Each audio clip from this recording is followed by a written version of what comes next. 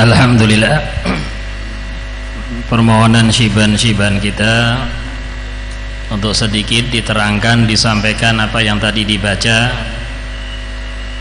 termasuk apa yang disampaikan oleh Sayyidina Imam Ad-Da'i ilallah wa rasulih fi harakatih wa sakanatih Al-Habib Ahmad bin Umar bin Sumaid radhiyallahu ta'ala anhu wa ardah wa nafa'ana bihi wa bi ulumihi fid dharaini amin. Dan juga apa yang disampaikan oleh Al-Imam Abdullah bin Alwi Al-Haddad radhiyallahu ta'ala anhu wa ardah wa nafa'ana bihi wa bi ulumihi fid dharaini amin. Termasuk diantaranya nasihat disampaikan oleh beliau Al-Imam Abdullah bin Alwi Al-Haddad untuk kita selalu memperbaiki hati kita, memberesi hati kita, membersihkan hati kita, di mana ini hati tempat kita dipandang oleh Allah Subhanahu wa taala. Hati ada yang rabbani, ada yang maliki, ada yang nafsani, ada yang syaitani. Yang rabbani sama ini selalu ingat kepada Allah Subhanahu wa taala. Alhamdulillah.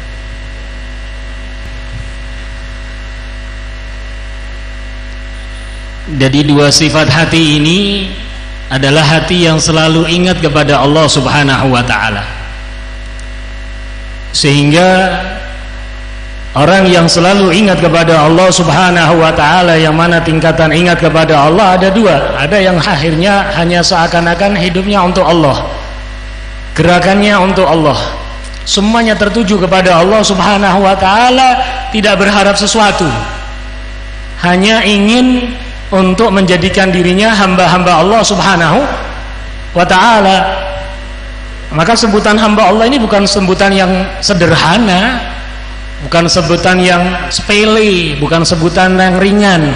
Contohnya junjungan kita Nabi besar Muhammad sallallahu alaihi wasallam dinyatakan oleh Allah di dalam Al-Qur'an, subhanalladzi asra bi 'abdihi, maha suci zat yang telah memperjalankan hambanya. Karena emang benar-benar Nabi Muhammad menghambakan diri kepada Allah, tidak pernah menghambakan kepada selain Allah. Tidak kepada dunia, tidak kepada harta, tidak kepada pangkat, tidak kepada jabatan, tidak kepada hawa nafsu, tidak kepada egoisme, tidak kepada emosi, cuma menghambakan diri kepada Allah. Sampai Allah menyatakan, wa ma yantiqu anil hawa in huwa illa wahyun yuha. Semua yang dari Nabi Muhammad SAW semuanya hidayah, taufik, petunjuk dari Allah Subhanahu wa taala. Pantas kalau dinyatakan oleh Allah sebagai hamba Allah. Nah, kalau orang sudah menyatakan diri hamba Allah, tidak ada harapan yang lain, tidak ada tujuan lain, semata-mata Allah Subhanahu wa ta'ala. Sampai seakan-akan ibadahnya tidak karena mengharap surga atau takut neraka, mung pengen tercatat hamba yang takwa sama Allah, semata-mata ibadah karena Allah, meninggalkan segalanya karena Allah, pengen dianggap sebagai hamba Allah, mengagungkan Allah, takut sama Allah, mengharap kepada Allah, tidak ada tujuan yang lain. Hinaan, pujian dari orang tidak ada masalah, tidak ada bedanya bagi saya. Saya cuma ingin tertuju kepada Allah Subhanahu wa ta'ala. Ada yang kadang nunggu kalau dipuji gerakannya makin semangat, makin seneng, lalu sampai merasakan benar-benar kenikmatan ibadah kepada Allah sehingga tidak butuh lagi pujian dari orang. Ada yang kalau diomongkan lalu timbul kerasaan tidak senang, tapi dia terus merasa ada yang kurang, sehingga akhirnya dia terus beribadah, lalu sampai dapat nikmatnya ibadah, sehingga saat dia dihina orang nggak ada masalah, yang penting saya merasakan nikmat dekat dengan Allah Subhanahu wa ta'ala. Nah, kalau sudah hamba yang selalu ingat kepada Allah, maka hati yang syaitani minggir, hati yang terisi setan minggir, nggak masuk. Karena setan ini masuk ke dalam tubuh anak manusia, anak cucu Adam, larinya bagaikan darah yang mengalir di dalam tubuh kita. Kalau sudah manusia itu selalu ingat kepada Allah, baik tingkah lakunya, ucapannya, gerakannya selalu teriringi dengan zikir kepada Allah, maka tidak ada tempat bagi setan, setannya lari. Nah, yang satu ini hati yang penuh dengan nafsu, nggak akan itu berkurang. Hati yang berkurang dengan nafsu kecuali qanaah, cukup dengan apa yang telah diberikan oleh Allah, pokoknya itu dari Allah, saya gunakan untuk mencari ridho Allah.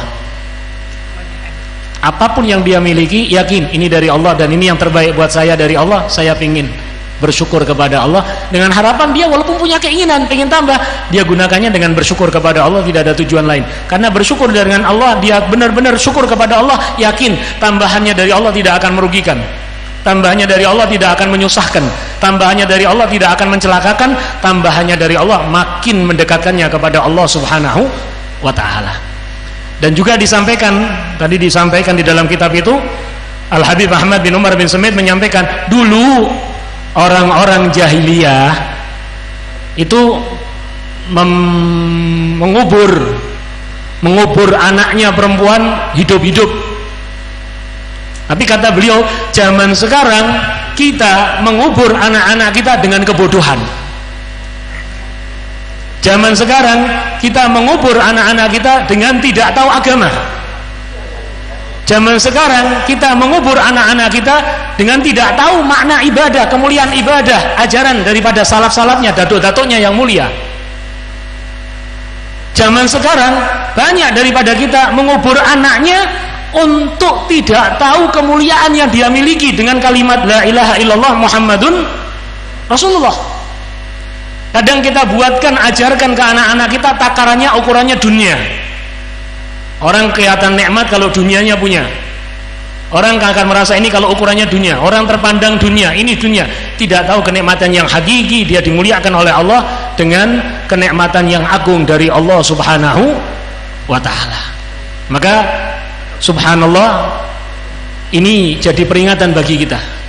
Jangan sampai pola pikirnya jahiliyah lebih dahsyat di zaman kita.